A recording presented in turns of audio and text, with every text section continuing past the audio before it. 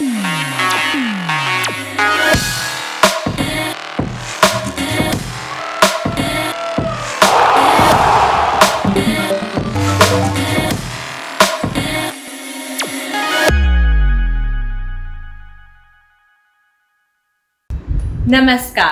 और इस सप्ताह के समाचार कैप्सूल में आप सबका स्वागत है। प्रकाश बल्ब के आविष्कारक थॉमस एडिसन ने एक बार कहा था, जीवन की कई असफलताएं उन लोगों के पास आती हैं जिन्हें यह नहीं पता था कि जब उन्होंने हार मान ली तो वे सफलता के कितने करीब थे। यह हमें बताता है कि दृढ़ता सभी विजयों का रहस्य है। इसके बिना कोई बड़ी उपलब्धि संभव नहीं है। याद रखें, आप कुछ भी कर सकते हैं, लेकिन इसके लिए इच्छा, दृढ़ता और साहस चाहिए। इस सप्ताह की प्रमुख खबरें हैं।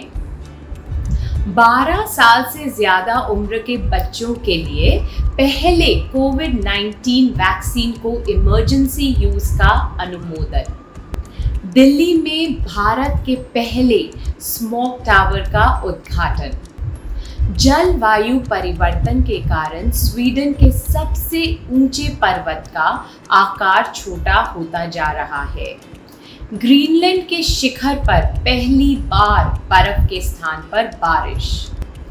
इलॉन मस्क द्वारा आर्टिफिशियल इंटेलिजेंस का प्रयोग करने वाले ह्यूमनॉइड रोबोट टेस्ला बॉट की घोषणा। दुनिया में अब हीरे को तराशने वाला नया मजबूत शीशा। U20 world athletic championship 2021, Tokyo 2020 Paralympic games और हमारा बहुत ही रोमांचक F2 सेगमेंट। चलिए अब शुरुआत करते हैं राष्ट्रीय की खबरों से। भारत ने दुनिया के पहले कोविड-19 डीएनए वैक्सीन को 12 साल से ज्यादा उम्र के सभी बच्चों के लिए अनुमोदन दे दिया है। इस वैक्सीन का नाम ZyCoV-D है। यह एक अलग तरह का अनोखा वैक्सीन है। इस वैक्सीन में किसी नीडल का प्रयोग नहीं किया जाता। इसे त्वचा पर नीडल चुभाकर नहीं लगाया जाता, बल्कि त्वचा पर दबाव डाला जाता है और सीरम सीधा अंदर के टिश्यूज में चला जाता है। इन नीडल फ्री वैक्सीन्स के अन्य इंजेक्शंस की तरह बाजू में स्वेलिंग, रैशेस और दर्द जैसे कोई साइड इफेक्ट्स नहीं होते। तो यदि आपकी उम्र 12 साल से ज्यादा है और आपने अभी तक वैक्सीन नहीं लिया है, तो आप इसके लिए अपना नाम रजिस्टर करा लें। पिछले हफ्ते दिल्ली के मुख्यमंत्री श्री अरविंद केजरीवाल ने भारत के पहले स्मार्ट टावर का उद्घाटन किया। यह टावर दिल्ली के कनॉट प्लेस में स्थित है। इसमें ऐसे 40 बड़े पंखे हैं जो ऊपर से हवा को सक करके इसमें लगे 5000 फिल्टर से हवा फिल्टर करके छोड़ेंगे। पिछले कई सालों से सर्दियों के मौसम में दिल्ली कोहरे से ढक जाती है। श्री केजरीवाल ने कहा कि इसमें प्रयोग की जा रही तकनीक पर कड़ी निगरानी रखी जाएगी और यदि यह कारगर सिद्ध होती है तो पूरे शहर में ऐसे ही और टावर लगाए जाएंगे। आप क्या सोचते हैं ग्रासपर्स? क्या यह अच्छा विचार है? अपने विचार हमें नीचे कमेंट सेक्शन में भेजें। एक नए अध्ययन से पता चलता है कि स्वीडन की सबसे ऊंची चोटी की ऊंचाई लगभग 2 मीटर या 6.5 फीट कम हो गई है, क्योंकि जलवायु परिवर्तन के कारण इसके ऊपर का ग्लेशियर पिघल रहा है और पिछले कुछ सालों में यह ग्लेशियर का 1/3 हिस्सा कम हो गया। हवा का औसत तापमान लगातार बढ़ रहा है, जिसके वजह से वहां का बर्फ तेजी से पिघल रहा है। वहां के विंड पैटर्न्स में बदलाव होने के कारण भी यह बर्फ तेजी से पिघल रहा है। इस पर्वत का सदर्न पीक देश की सबसे ऊंची चोटी हुआ करती थी, लेकिन पिघलने के कारण अब वहां की नदन पीक सबसे ऊंची चोटी है। इस महीने की शुरुआत में inter governmental panel on climatic control या IPCC ने इस तेजी से पिघलते हुए बर्फ के खतरों के बारे में एक रिपोर्ट तैयार की थी। हम सभी यह समझ सकते हैं कि समुद्र तटीय शहरों पर इसका क्या मतलब है। हमें ऐसे चेतावनियों को ध्यान देना चाहिए ग्रासपर्स, ताकि देरी ना हो। ग्रीनलैंड समिट के तापमान में पिछले 10 साल से भी कम समय में तीसरी बार वृद्धि हुई है, जिसके कारण वहां बर्फ गिरने के स्थान पर बारिश हुई है। यह एक चेतावनी है क्योंकि शिखर पर गर्म हवाओं के कारण मौसम में बहुत तेजी से बदलाव आया है और आइस शीट पर लगभग 7 बिलियन टन पानी गिरा है। 1950 के बाद से जब से रिसर्चर्स ने आंकड़े इकट्ठे करने शुरू किए हैं, तब से यह अब तक की सबसे भारी बारिश दर्ज की गई है। ग्रीनलैंड की आइस शीट्स का पिघलना पृथ्वी पर होने वाले जलवायु परिवर्तन की ओर एक जोरदार इशारा है। ऐसे में हमारा यह कर्तव्य है आई ग्रास्पर्स कि हम इस संबंध में जागरूकता फैलाएं ताकि हमारे ग्रह को बचाया जा सके। आप भी इस बात से सहमत हैं ना? टेस्ला के एलन मस्क ने घोषणा की कि उनकी कंपनी एक ह्यूमनॉइड रोबोट तैयार करने पर काम कर रही है। उसका नाम टेस्ला बॉट है। उसका प्रोटोटाइप 2022 तक लॉन्च किया जाएगा और उसमें आर्टिफिशियल इंटेलिजेंस का प्रयोग किया जाएगा।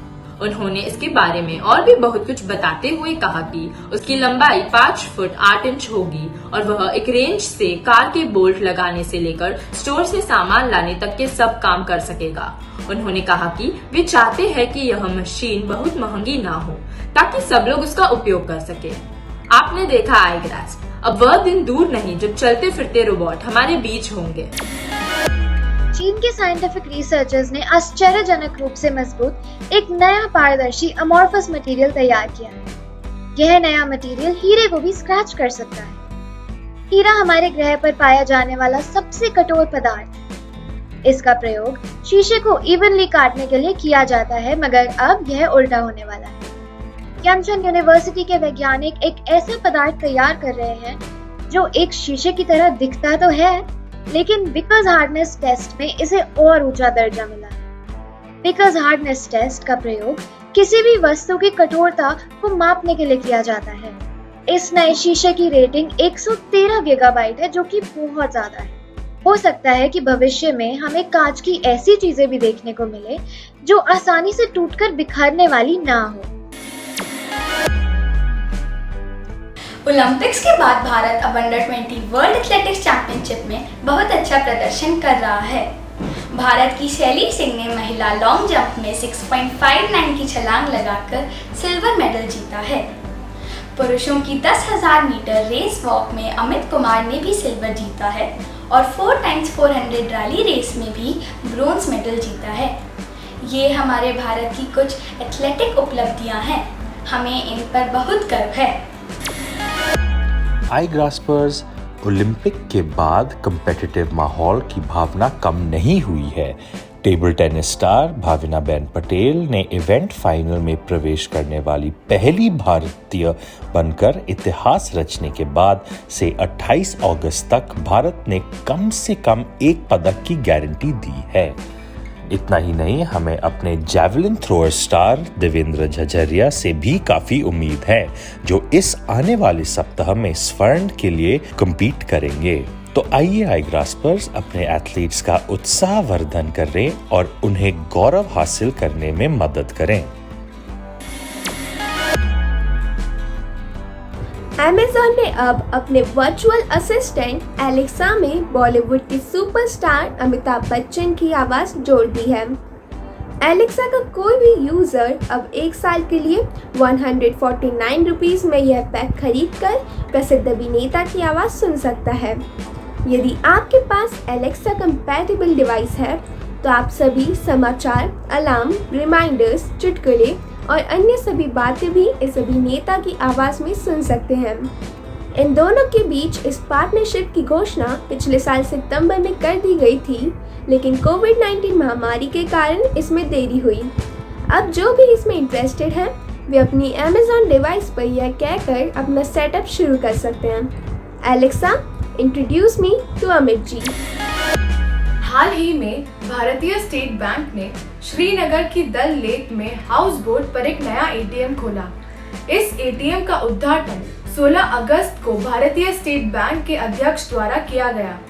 बैंक के एक अधिकारी ने ट्वीट किया, प्रसिद्ध दल लेक में फ्लोटिंग एटीएम खोलने की जरूरत लंबे समय से महसूस की जा रही थी, उसे पूरा किया गया है। साथ ही इससे श्रीनगर का आकर्षण बढ़ गया है।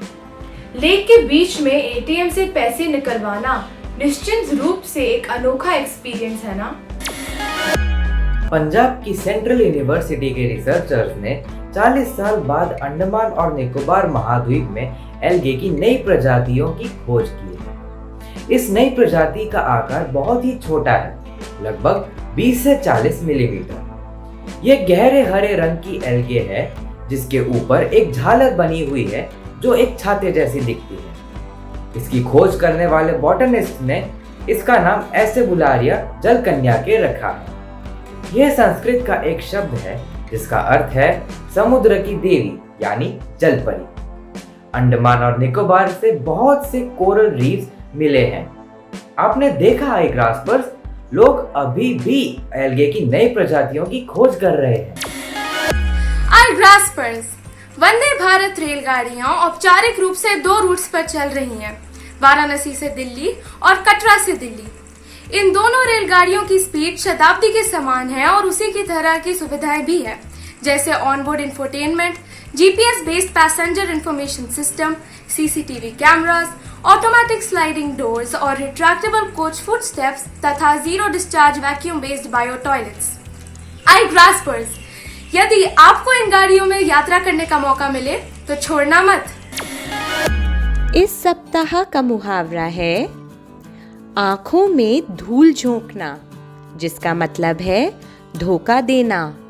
पुलिस की आंखों में धूल झोंककर चोर भाग गया।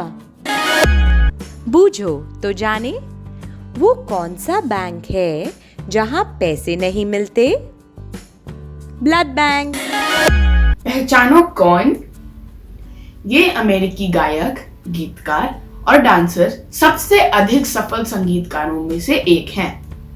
उनके पुरस्कारों की सूची में 39 गिनीज वर्ल्ड रिकॉर्ड्स, 13 ग्रैमी के साथ साथ और भी कई पुरस्कार शामिल हैं।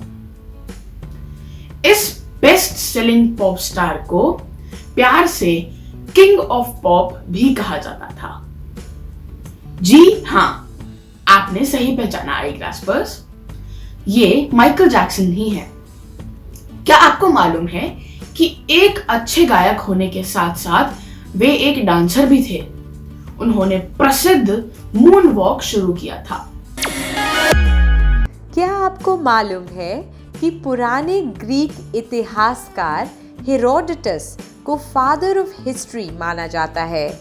वे ऐतिहासिक घटनाओं और सारी वास्तविक जानकारी को इकट्ठा करके उन्हें क्रम से लगाने वाले पहले व्यक्ति थे। उन्होंने इसमें उन कहानियों को भी शामिल किया जो केवल सुनाई जाती थी और कहीं भी लिखी हुई नहीं थी, ताकि ये सब पढ़ने में रोचक लगे। Quiz time.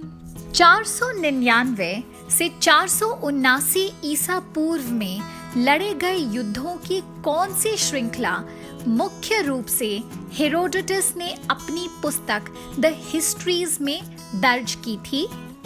अपने उत्तर contactus@igrass.com पर लिख भेजिए। पिछले सप्ताह के प्रश्न का उत्तर। पहला ओलंपिक स्वर्ण पदक वर्ष 1904 में प्रदान किया गया था।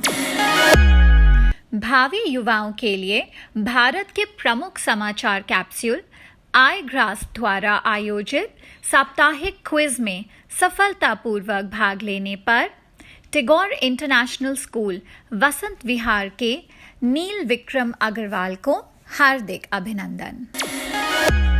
यह हमें आज के समाचार सत्र के अंत में ले आता है। हमेशा याद रखें कि बचपन से ही दृढ़ता का अभ्यास किया जाना चाहिए, ताकि नेक आदत किसी के जीवन का अभिन्न अंग बन जाए। उस गुण से सफलता केवल उसी की होगी। इसलिए कभी हार मत मानो और अपने लक्ष्य की ओर केंद्रित रहो। नमस्ते।